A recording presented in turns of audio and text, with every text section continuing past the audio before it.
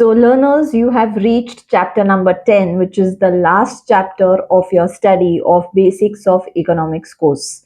So in this chapter, what we are going to understand is connected to the economic planning in India. So how does economic planning take place for the country, that is India, is going to be understood. If we have to start with the planning is undertaken by an organization, a body you could say, which is formed in the year 1950, which is called as Planning Commission. So this Planning Commission of India was established, and in this, the Prime Minister is designated as the ex officio chairman of this particular commission. Planning Commission basically consists of experts, and when you talk of economics, you would require experts from various fields, like it could be banking, finance, industry, etc. So all these people, the best of best experts, come together in the Planning Commission, and this works under Prime Minister. Now, basically, what does this commission do is make plans, basically the 5-year plans which we have in India, and how these plans would be implemented. So basically planning, budgeting, you could say, and deciding on how these plans will work. So which is a very, very important role in the entire country's economy. If we have to define what is economic planning is a time bound activity or a program to achieve certain objectives with the help of available resources by the planning authority. So there are many things. If you have to define the economic planning, basic thing is it is a time bound activity. So you have to keep it a measurable time. You cannot just say that I want to construct a dam, right? You have to be very specific that the dam has to be constructed in the next 10 years. So a fixed time bound activity has to be defined, first thing. Secondly, the objective is defined. So you define 10 years, and in 10 years, what is the objective? Constructing a dam. And then you will have to see what are the available resources with which you can achieve the objective which is decided by whom? By the planning authority. So this is how we can define economic planning. According to a person, H.D. Dickinson, economic planning is the making of major economic decisions such as what and how to be produced, to whom it is to be allocated by the conscious decision of the determinate authority on the basis of a comprehensive survey of economy as whole. So what did he say? He said that economic planning is the making of major economic decisions. So it could be anything, right from construction of highways to deciding on the rate at which banks would be lending, whether or not to have certain industries privatized or keep them public sector companies, and so on. So it could be major economic decisions which need to be taken, and also they have to take decisions related to what and how much is to be produced and to whom it is to be allocated. So if you are saying that you need to make in India electronic items, so who would be making these electronic items, whether it will be public sector, private sector, or both? Then once it is decided whom it is to be manufactured for, whether it will be within India or it will be exported, depending on various things, the decision will be taken. Now, there was another person, Mrs. Barbara Wooten, who described or who defined economic planning as a conscious and deliberate choice of economic priorities. So, very important is the word priority here. So, she said that the government, the authorities need to decide on what is the priority. So, currently, do we need to prioritize construction of roads, or we need to prioritize the construction of dams, or do we need to prioritize understanding the privatization of certain sectors? These could be various examples of priorities and decisions that have to be taken based on priorities. And who takes those decisions is the public authorities, which is basically now in this case the Planning Commission. So if you have to list out the features now of economic planning, you can put it like this. There is a central planning authority. Then comes a survey. What do they undertake? They undertake a survey. Then they define the objectives based on the survey. They will decide the priorities and the targets based on this. Then decide on the resources availability and where these resources have to be allocated. So even if you're talking of money, where should the money go right now? Then comes the planning period. As we said, it's a well defined period. So within this period, you need to achieve these objectives. Once you start with the work, then comes the process of evaluation. How this work is progressing, whether it's going or not going well as per plan. Then continuous process of supervision, undertaking that activity has to be taken up. Then coordination has to be done between different departments, different authorities, so that it becomes an achievable plan. And finally, there should be flexibility. Of course, there could be reasons why priorities change. Suppose you had allocated the budget, the entire budget for that particular time frame for construction of roads, but suddenly if there is a natural calamity in a particular area, the dam has, let's say it has burst, the wall has burst, and the water is overflowing in the different villages. So now what? Can you still say that I will keep constructing the roads because I had decided the budget to be allocated there? No. This time you'll say, leave the roads, the priority has to change, and this money which was allocated there now needs to go towards the dam. So, flexibility in economic planning is also very important to keep the country running well. It's just like a household thing. If you have to run a house properly, then you will define all these things in consideration to your priorities, in consideration to your wants, needs, and other such things. Okay, so same thing applies on a large scale when you're talking of the country. As I told you, we have 5-year plans. Every 5 years, the economic planning has to be done. What is the achievable target? What are the priorities for the next 5 years? And accordingly, budgeting and everything will be done by the government. So, in this particular case, now we are going to just take a glance at the different 5-year plans and see what were the basic core priorities in that particular plan. So, just look at these plans now. The first 5-year plan was connected to development of agriculture. Next was related to heavy industries like steel, iron, and all that. Then development of both agriculture and industry. In 1966 to 69, not much of anything was achieved or targeted. Then came the growth with stability. Then was the removal of poverty. Then rolling plans, basically that means whatever was earlier agreed upon were continued ahead also. Then sixth plan connected to improvement in quality of life. The seventh plan was the social welfare and poverty eradication. So removal of poverty, if you see, it was right from 1979. In fact, till date, it is one of the most important priorities in India. 1985 to 1990, social welfare and poverty eradication. Plan holiday was there for 90 to 92 for some reasons. Then 92 to 97 again to give dynamism to economy. As we have seen in 1991, there was opening up of the global economy, and so naturally dynamics had to change and dynamism or to economy was given, where private sector, public sector, and other such, these things were taken into consideration. Private public partnerships were started, private sector came into various industries, and so on. Next, from 97 to 2002, the ninth plan said social justice and equality. This is what is the aim of that particular plan. Next comes reduction of poverty, again in 2002 to 2007. Then 7 to 12, faster and more inclusive growth. This was the aim.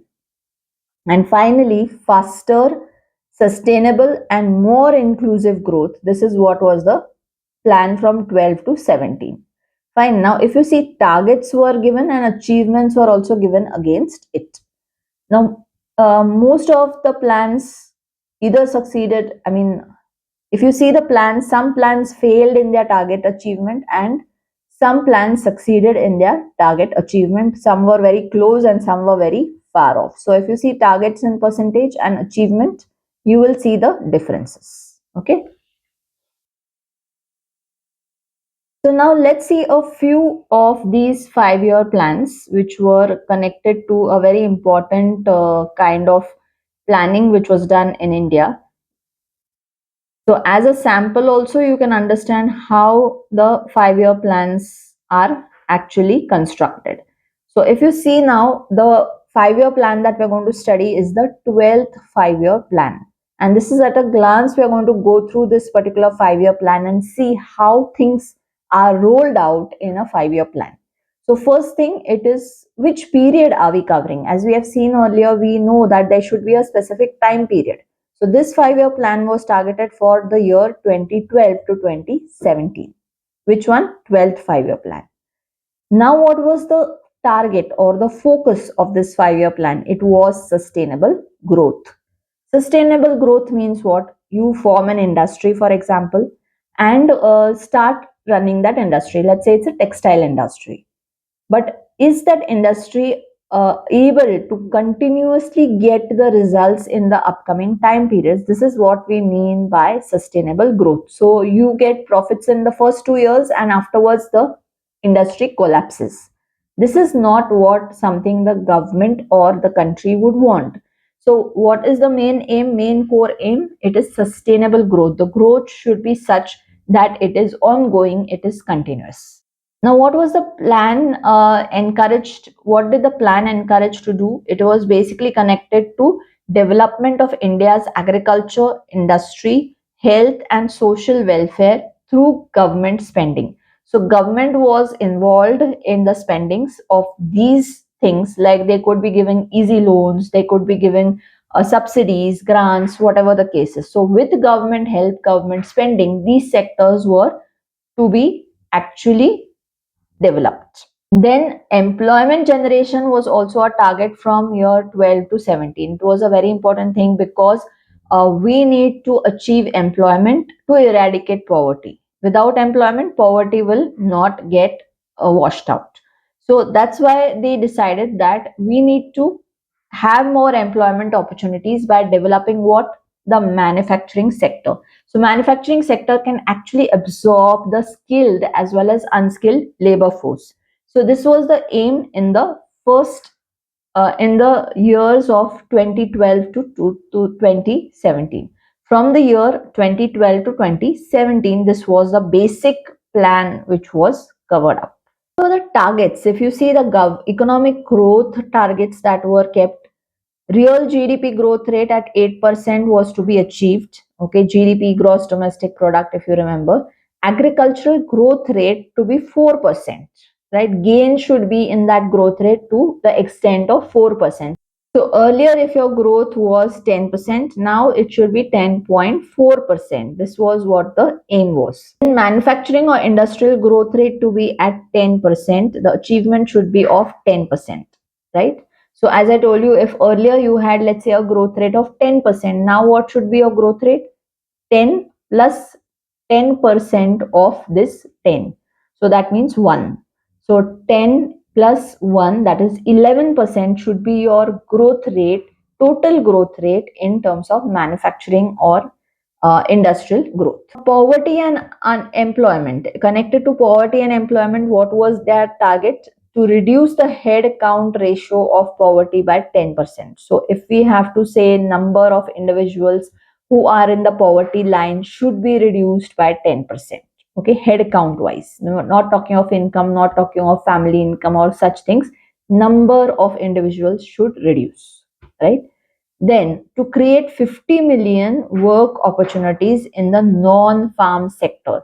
So farming sector we leave aside, but in the non-farm sector, it could be anything, right? It could be industries connected to agriculture, cottage industries, entrepreneurial industry, entrepreneurial opportunities, or it could be in terms of manufacturing sector, whatever the case is. Total number of job work to be created was targeted to be at 50 million. In the terms of education, now the mean number of years, that is basically the year of schooling average on, we could say, should be 7, right? And this was by the end of the 5-year plan, that is from 2012 to 2017. Access should be given to higher education for the purpose of skill development.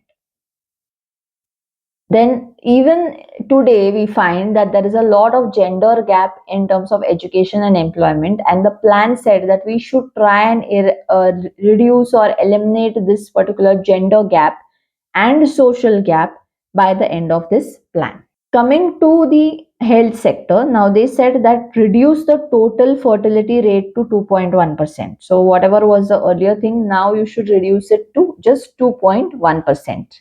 Then, so the next target in this plan was to reduce undernutrition among the children in the age group of 0 to 3 to the half of the NFHS 3 levels. What is NFHS? It is basically National Family Health Survey. National Family Health Survey had given certain uh, parameters for deciding on undernutrition, and they said that for the 0 to 3 years, the undernutrition should be reduced to its half, whatever the target was given. Then coming to the next part, that is infrastructure. This particular plan was focused upon infrastructure, and they said that investment in infrastructure to be increased to 9% of GDP. So whatever is the gross domestic product of that, 9% should go towards infrastructure. Now what is infrastructure? Road, railways, dams, canals, etc. Right? Then connecting all the villages, every single village in India with all weather roads. So it's just not that there's a road constructed, summer season it works, rainy season it becomes all muddy and it's useless.